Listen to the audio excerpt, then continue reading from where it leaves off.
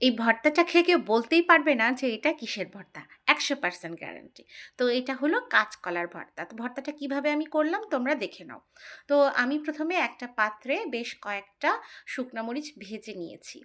এর মধ্যে দিয়ে দিয়েছি লবণ। লবণটা দিয়ে খুব ভালো করে শুকনা মরিচটা চটকে নিয়েছি।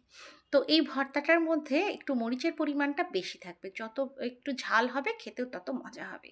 তো এর মধ্যে দিয়ে দিয়েছি কাঁচা পেঁয়াজ কুচি।